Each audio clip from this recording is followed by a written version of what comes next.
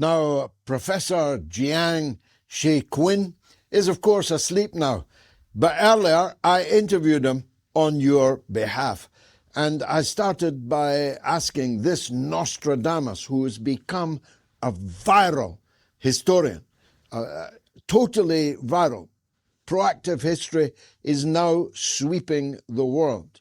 And this Professor Jiang agreed to come on the Mother of All talk shows. I'm very glad to say, and so will you be when you've heard this interview. I asked him for his thoughts on what was happening right now in the Middle East. This is what he had to say. Yeah, so right now, the United States and Iran are at war with each other. And what I expect to happen is that the United States will launch a ground invasion at some point.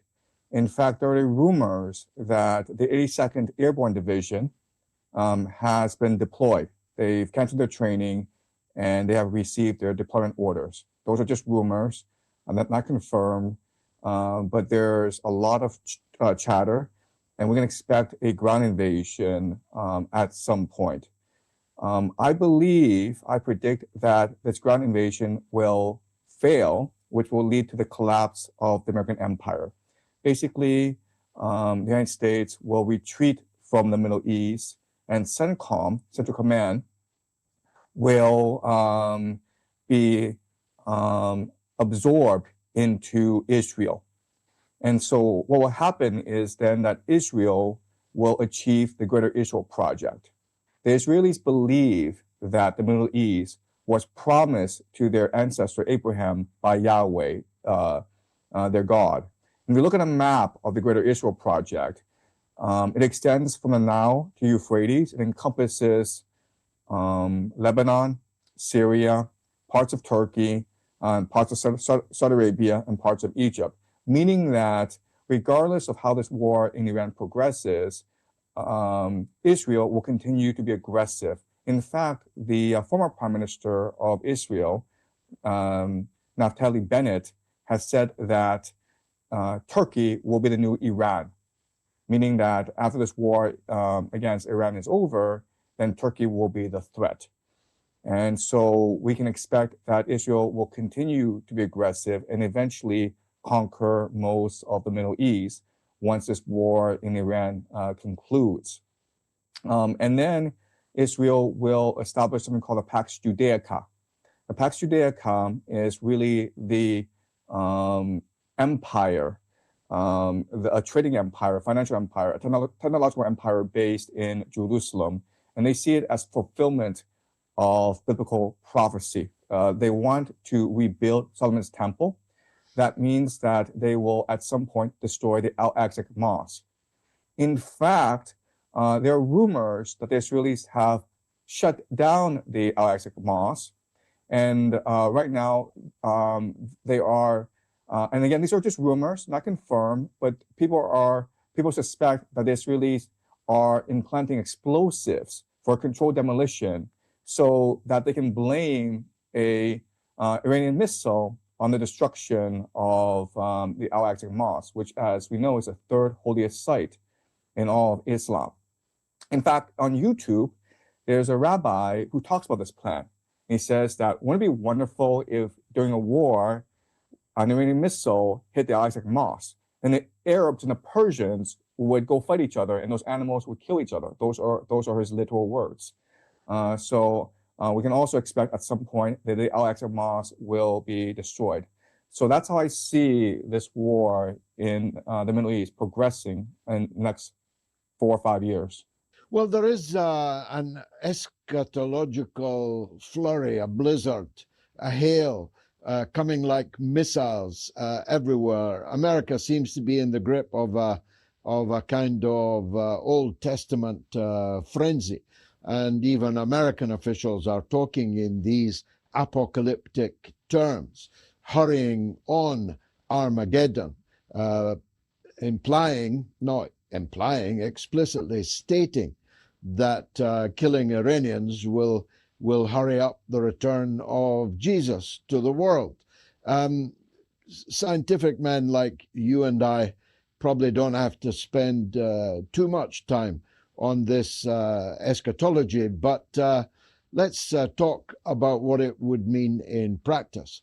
Netanyahu spoke this very day about a major surprise that he has coming for the Iranians, which he said will completely destabilize the country. Now, I mean, it's thinly veiled. I mean, there's not exactly a burqa on the meaning of that. It means either ground invasion or a resort to nuclear weapons. Let's start with the second hypothesis first. What would it mean if Israel launched a nuclear weapon at Iran? Right. So the strategy is to use a tactical nuclear weapon against Iran's underground missile cities, missile bases. Right now, American airstrikes, Israeli airstrikes, cannot penetrate underground and destroy the capacity of the Iranians to fire ballistic missiles and drones at the GCC and at Israel.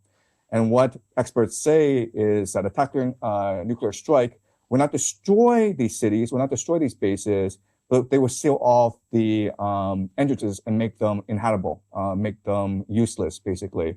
So a tactical nuclear strike is definitely part of the military strategies of the Israelis and the Americans. I personally do not believe this is likely. And there are certain reasons why I am not that convinced that they will in fact use a tactical nuclear bomb. The first reason is just military doctrine, where militaries tend to be bureaucracies, very strict chain of command. And in order for the military bureaucracy to function, you need a strict military doctrine, an understanding of how to fight a war. Now, Israel has something called a exemption option. The idea is that if the very existence of Israel is threatened at any point, then Israel will launch all its nuclear arsenal, and it could be, and people argue about how many nukes it has, like 90 to 300, okay? But Israel would launch these nuclear weapons and nuke all the world cities, okay? And this is called exemption option, where Israel is not retaliating, but Israel is just destroying the world. So in other words, Israel has a strategic nuclear arsenal and not a tactical nuclear arsenal. And it's actually not that easy to transfer from a strategic nuclear arsenal into a tactical nuclear arsenal. So that's one major limitation to this idea. The second thing is that we assume that the Israelis and Americans are going to go into Iran and they want to win this war, whatever winning means for them. They have not actually defined what meaning means. But, you know, if we look at eschatology, if we think that, in fact, that Israel and America are conducting this war in order to bring about the return of Jesus, which is what many American soldiers believe, then the eschatology requires America to lose this war. Because if America were to lose this war, then Israel would emerge as a dominant nation in the Middle East. So Israel doesn't need to beat Iran. Israel just needs America and Iran to destroy each other. And so for that to happen, you would want a ground invasion. So Israel wants to position America so that it is forced into a ground invasion. So I think a much more reasonable option would be to send in limited ground troops, perhaps the 82nd Airborne Division to try to capture a nuclear site, to decapitate Tehran. I'm not quite sure what they have in mind. But again, I'm not actually, I am not at all convinced that a nuclear option is on the table. And the third problem is Russia.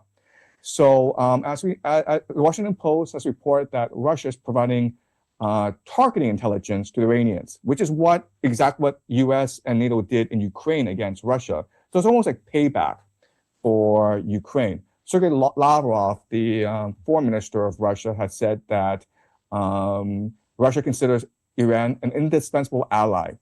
So I think that backdoors, Russia and Putin have told the Americans and the Israelis to watch it, like don't go too far. Don't move too fast up the escalation ladder. And at some point, I predict that Putin will put Iran under the Russian nuclear umbrella, meaning that any nuclear weapon used in Iran will be considered a direct attack against Russia, and Russia will respond accordingly. Well, you'll have successfully chilled the blood of most of the audience, Professor, and that's, of course, inevitable given the gravity of your message. So let's look at that first hypothesis then. No nuclear attack, but a ground attack. Now, Iran is 93 million people. The American intelligence agencies themselves are reporting that no significant breach exists in Iran. The much vaunted liberal classes, pro-American liberal classes in Iran are really limited to the vestibule, the foyer of the Intercontinental Hotel in Tehran. And in any case, according to the propaganda, thousands of those were killed by the Iranian government's forces only a couple of months ago. So we may surmise that the Iranian people are, to a very significant extent, united in the face of this enormous aggression. So you drop by parachute the 82nd Airborne into a 93 million population with a mountainous and vast territory. What happens next? Right. So I don't think that they will actually do that either, because as you point out, parachuting any amount of soldiers into the middle of Iran is just pure suicide. They are bound to be either killed or captured in the process, which would be completely humiliating for Trump and Netanyahu. You're absolutely right in that Iran is much more unified than ever before. So in June, there was a 12-day war. And in the first few days, Israel was very successful in decapitating the regime. A lot of generals, a lot of scientists, a lot of high officials of the Iranian government were being targeted and were being killed. But that attack expended a lot of Israeli resources in terrain. They had spent years developing intelligence, human intelligence networks that were uncovered because of this 12-day war. Also, because of the indiscriminate killing during the 12-day war, the Iranians struck back hard against Israelis, and it really unified the people. The Iranian government was much more resilient and much more resolved than the Israelis predicted. They actually believed that airstrike decapitation would basically destroy the government, as though it were a house of cards. You fast forward to January, where there were these mass protests across the country, and we know that this is a part of the classic color revolution playbook, where Mossad agents were embedded among the protesters. Many of these protesters were paid agents and saboteurs developed by the Israeli over a number of years. But the Iranians were able to close off the internet and jam Starlink and discover these cells. So another way of saying this is that the Israelis had spent years in building up networks throughout Iran that they could use for this war. But because of the 12-day war and because of January protests, these networks have been destroyed, so that the government in Iran is much more unified, much more coherent than ever before. And that presents a problem for ground invasion, because it is the American military doctrine to use as many proxies as possible. Now, a few days ago, there was talk of the Americans bringing the Kurds into the war from Iraq. There's also talk of bringing the Sunni ISIS insurgents from Iraq into the war. And as of today, we've discovered that the Kurds have refused this American offer to join the war. And if America were to launch a ground invasion, it would have to do so by itself. And quite honestly, I would not know how it would actually launch the ground invasion. For a ground invasion to work properly, they need to mass forces. That means bringing at least 500,000 soldiers into the Middle East. and preparing them for a full-scale ground invasion through either Pakistan or through Iraq. And right now, the GCC countries are being bombarded by drones and ballistic missiles. And so it'd be very hard for troops to be prepared and to be staged properly. So the ground invasion is part of a plan, but I don't really know the specifics of how they would accomplish such a ground invasion. And of course, Pakistan showing all the signs of being more likely to intervene, if they intervened, on the side of Iran rather than on the side of the United States, certainly if you judged by their rhetoric. Now, Professor, we already know, despite the censorship and self-censorship involved, that this is not a one-sided war, that the Iranian ballistic, hypersonic, and even drone response is taking a severe toll on cities like Tel Aviv and Haifa. What do you estimate? How would you calibrate the level of damage on the Israeli side? Right. So the main lesson that the Israelis learned from the 12-Day War is to censor its own people, to make sure that this footage of destruction will not come out and be made public around the world. So I think that Israel is far more resilient than people believe. Yes, a lot of people are leaving Israel. Yes, the Iranians are doing a lot of damage, but the Israelis are an eschatological people. They really do believe that this is the end times. And they have been extremely fanatical ever since October 7th.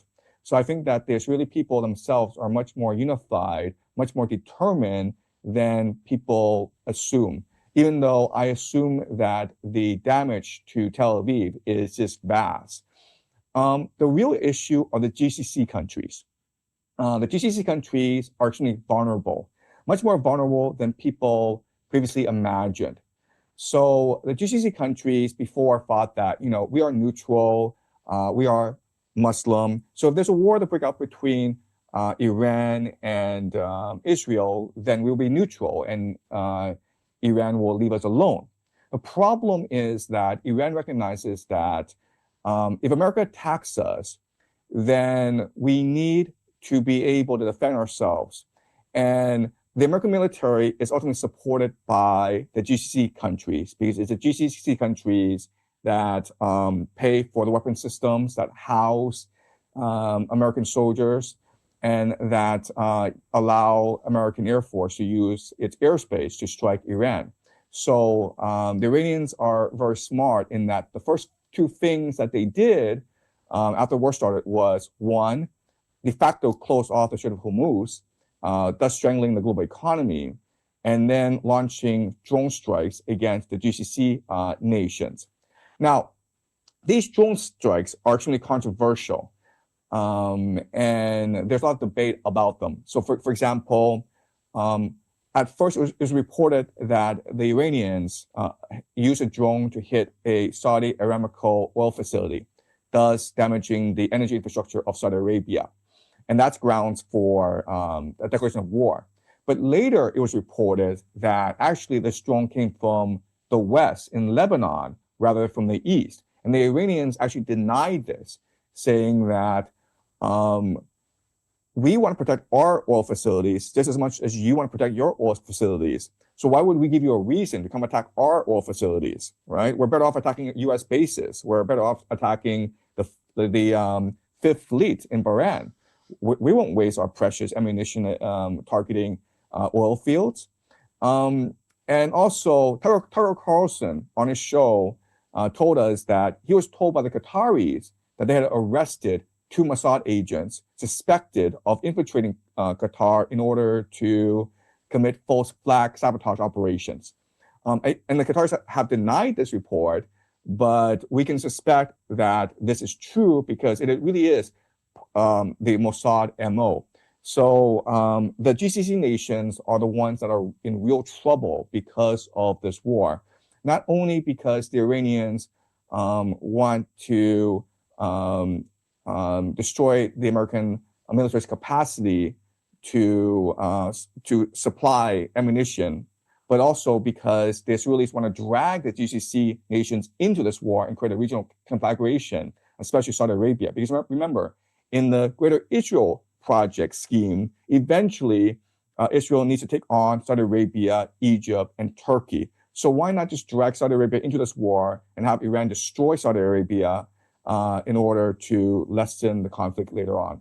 And yet, Professor, it's raining oil in Tehran today, and I dare say also in Haifa, because for the first time in the war, and it's a war that's lasted a whole week, which is a long time by today's standards, the oil depots of Iran were apparently completely destroyed, and the streets, the very streets of Tehran, are on fire.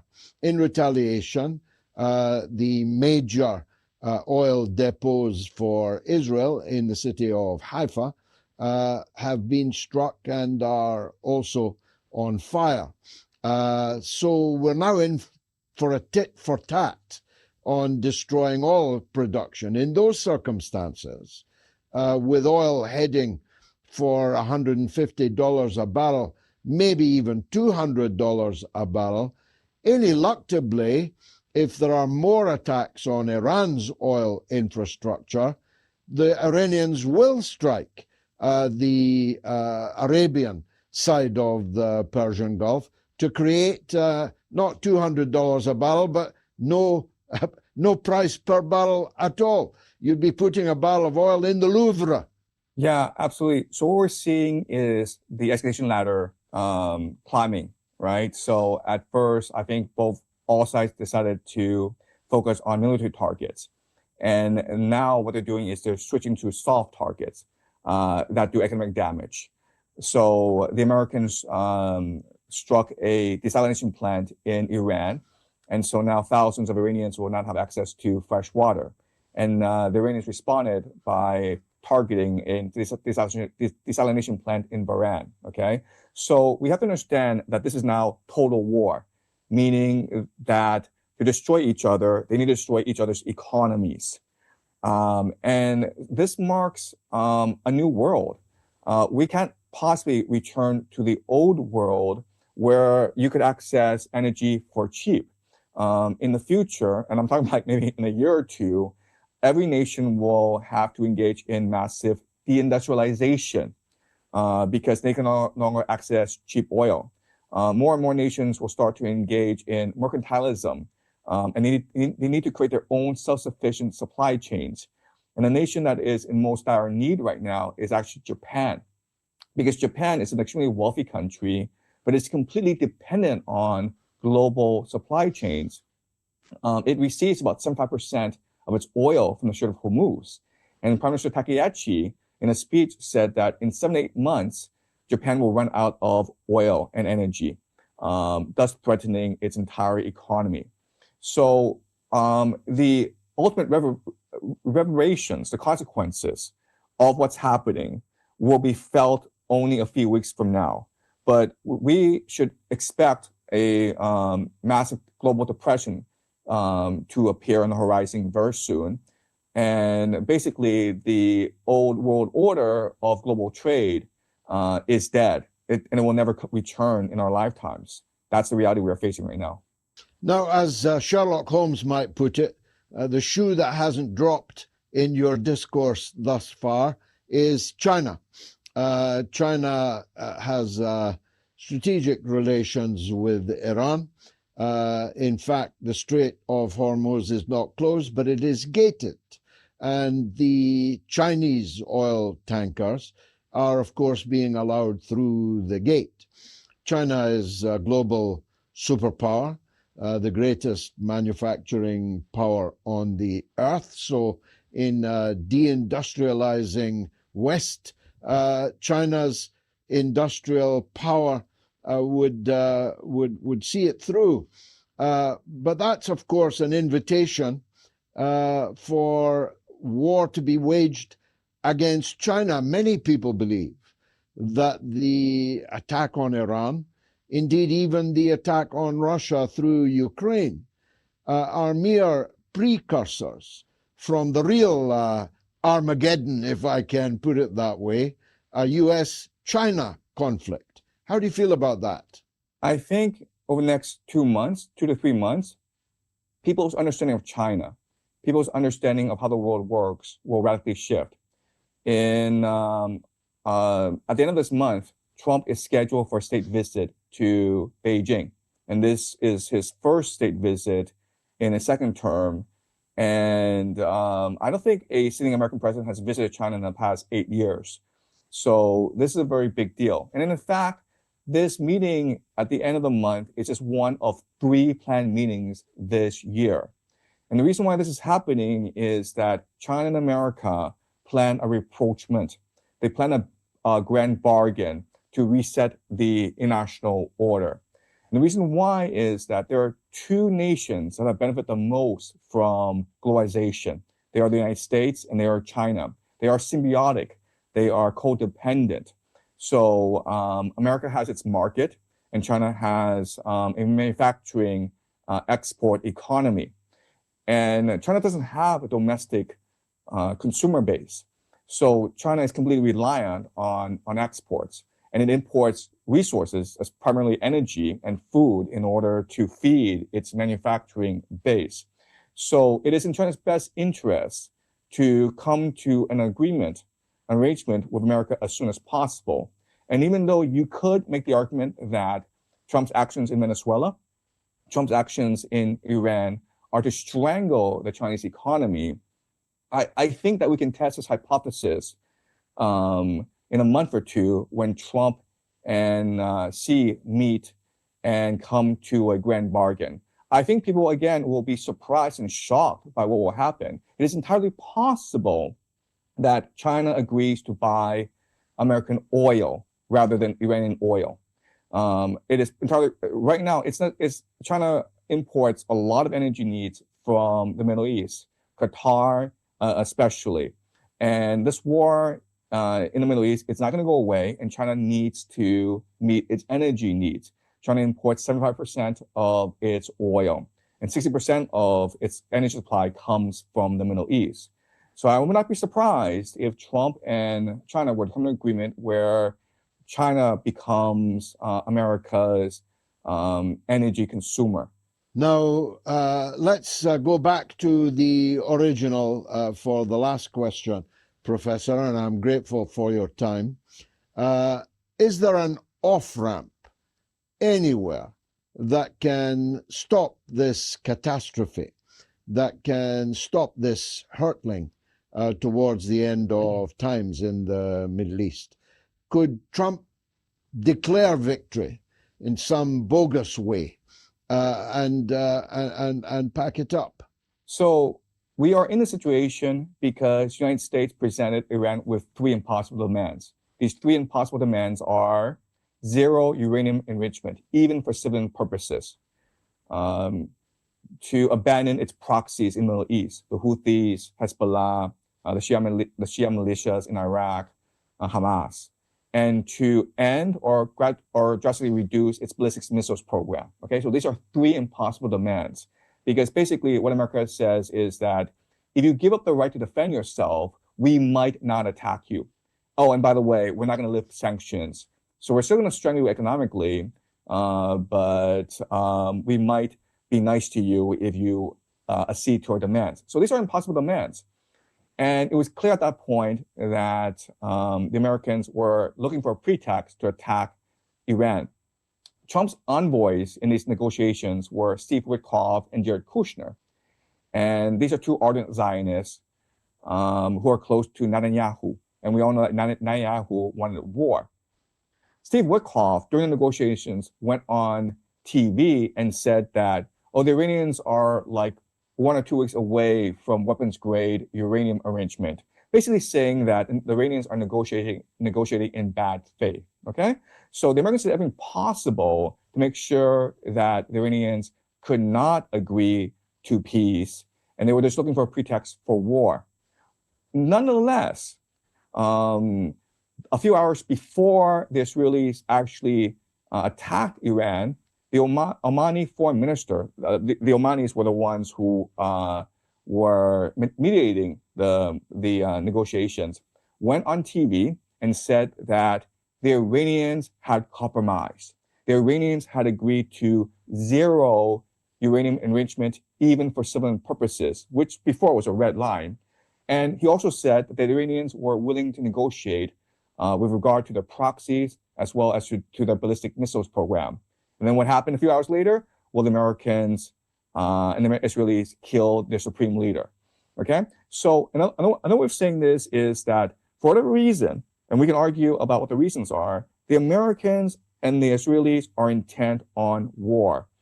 And the reason why they have not articulated a strategy and a reason and a purpose is they want to maintain maximum flexibility, which means that they want to destroy Iran's capacity to be a nation state. They want to bomb Iran back to the Stone Age. They want to divide Iran into ethnic enclaves that will be divided and ruled by Israel. And that's the ultimate purpose of this war. That's why the Americans are now targeting desalination plants. And that's why they're targeting Iran's energy infrastructure, right? So from the American perspective, they want to destroy Iran. And the Iranians recognize this. And that's why the Iranians have said that we will fight to the bitter end. So yeah, so maybe there will be some mediation. Maybe the GCC nations, maybe others like China will try to help negotiate a peace. But for whatever reason, the Americans are set on the destruction of Iran.